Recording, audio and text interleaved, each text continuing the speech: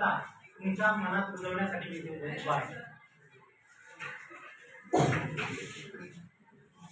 खरं तर सगळ्यात महत्वाचा असतो तो निर्णय, की तुम्ही निर्णय घेणं, ठामपणे उभं राहणं की मला आयुष्यात काय करायचं.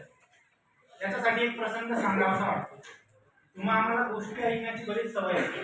मग लहानपणी एक गोष्ट सुरू व्हायची, अमुक अमुक राजा होता, अमुक अमुक राणी होती आणि त्यांना एक पोरग होतं.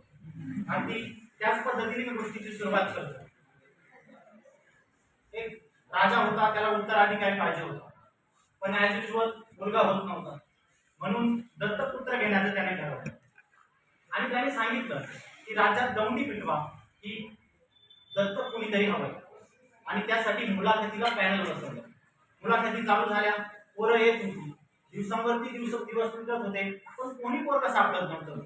एका बांधाच्या मेरावरती बसलेलं एक पोरग त्यांना दिसलं आणि त्याला कोणीतरी सांगत आलं की बाबा रे, अशा मुलाखती चालू आहे, तुला जायचं असेल तर जा आणि मुलाखत दे. मुलाखतीसाठी ते पोरग आलं. फाटलेले तुटलेले कपडे होते, ते कपडे ते पोरग घालून उभं होतं.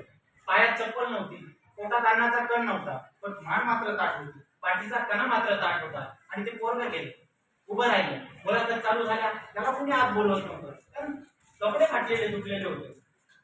ते कपडे फाटलेले तुटलेले असल्यामुळे त्याला कोणी बोलवत नव्हतं. ते पोरग वाट बघत होतं, आता बोलवतील मग बोलवतील. शेवटी पॅनल कंटाळलं, कोणी सापडत नव्हतं की ज्याला सांगून आपण सांगू शकतो की हा हा आपल्या राज्याचा उत्तराधिकारी.